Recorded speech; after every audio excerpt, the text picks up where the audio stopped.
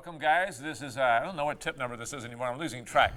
But this is a great tip for you. It's a sequence of patterns we put together for a class. You're going to love the material. And at the end, we're going to show you some cool ways to style it. But it's going to start off with a two-hand hold, and we can use a sugar push to actually get things going. I'm Michael Kiehm, by the way. I'm Brandy Richey.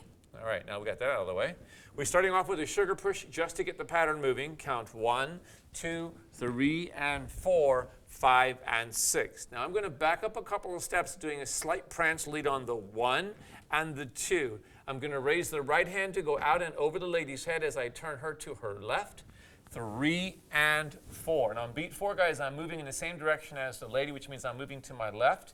That way the lady does not pass me yet. Now I'm going to bring the hands back over the head on 5, have her close her feet on an and then draw her forward on 6. So I'm keeping the pattern quite compact at that point. Right away, I'm going to lead a tuck. I'm going to turn the lady in, take the hand back over, and then dance a triple step. It's a really nice sequence. You'll like this. Again, we do a sugar push, 2, 3, and 4, 5, and 6, then 1, 2, 3, and 4, 5, and 6, tuck, over, 1, 2, 3. So the movement has a combination of like 2 or 3 actions to it. And there's quite a bit of technique involved in actually making it happen. So I'd like to just quickly go over some of the things I'm doing. Then Brandy can quickly tell you some of the things that she's doing. Again, on those first 2 beats of that passing figure, I'm moving off the track on the 1 and the 2. My triple step is going to be fairly stationary for counts 3 and. But on the 4th beat, as she's completing the turn, I'm moving to the left on my left foot. Then taking the hand back over as I'm sending it out on a 5. Right now I want to keep a little bit of connection into this hand to keep her from traveling any further away. Her feet collect on the and I take a small step on 6. At the same time, I pull the hand towards my right hip to get her shoulder forward on the 6th beat. I'm not overleading this, I'm just setting it to center. From the centered position, I'm going to lean in slightly to lead a tuck, then release the left hand, take the right hand over, and dance a triple step. So it's a real simple timing on the way out of the pattern, okay? So ladies, on that one, the first part's kind of self-explanatory, walking 1, 2, turning 3, and 4. Now what's happening on this next part is I'm walking out as I would normally, but he's creating more of a rotation as opposed to a direction. If he were to give me, I would actually take a step back. But I'm not doing that. I'm bringing my feet together. He's leading me in with my left hand and making me take that forward step. At this point, it's purely rotation. I twist into it, then I turn out and anchor step. So again, the walk, 2, roll 3 and 4, 5 and 6, tuck 7, 8, 9, and 10. So that keeps that pattern working really smoothly. Now, what we want to do is we're going to add some variation of movement to it. And we had a request from Cal Engebretson from Mesa, Arizona. So this is your request, Cal. And what he asked for was to have us do things that had rise and fall throughout the body. So this is just basically taking your height and taking it down into the floor or raising it up into the air to give you a little different flavor. There are places where that's appropriate, and there are places where it might not seem so appropriate. So right in here, we're going to show you how to use some of that. We're going to take our 2-hand hold and lead the lady in on a walk on the 2, get her started on the turn, 3, and on beat 4. At this point, guys, if you wanted, you could dip into the left leg and create a lowering action there. But if you notice, I'm not forcing her to do the same with me. I'm relaxing the lead so that she can maintain her height. So that would be my lowering action. I'll come back up again, do the 5 and, then on the 6, maybe I want to scoop into my leg and stand up. That would give me a little depth there, and it also gives my partner the ability to actually complement that movement by doing the same thing. At that point, I can still go ahead and do my tuck, which would maybe even come down a little bit more. Then take it back up again over the head and back down again into the knee. So you can see a lot of movement, action going up, action coming down. So it adds a bit more interest into what we're doing. Okay? So again, we have the walk, the 2, the 3, and 4 little dip. 5 and 6 is a little bit high at that point. Let's squeeze it down, take it up, and do the triple step. So we're just trying to keep some level changes in there to make it just a little bit more interesting for both the partners. Okay.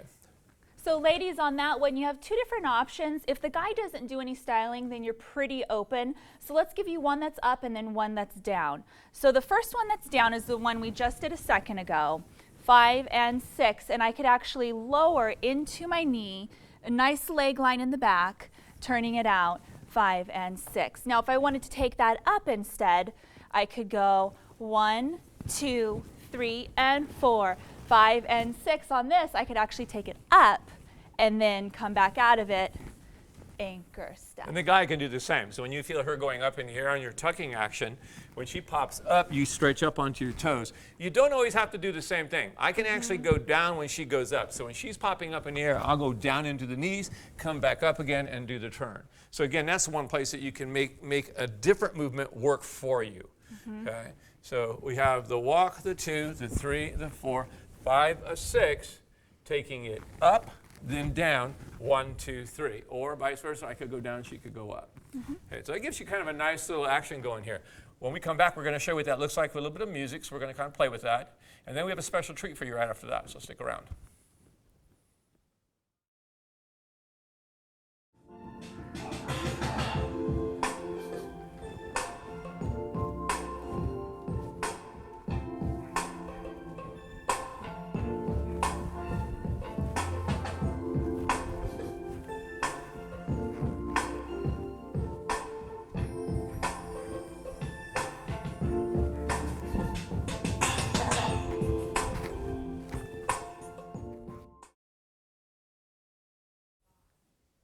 All right, like I said before, I have a great surprise for you. Tashina Beckman's on your floor with us. Hello. Now, what we're going to do is take the second half of the choreography that we did with this class and show you how we did that, also using level changes. That's for you, Cal. So we're going to take another sequence now. We're starting off with a right hand to right hand hold, because if you remember, we ended this last move with an outside roll, right hand to left hand hold. Now I'm going to lead a whip from here. This is an inside, or also called a reverse whip. She's going to be turning to the left as I move around her. So count 1, 2, she rotates left, 3, and I catch the shoulder blade on 4. Now if I want to keep this simple, I just let her out.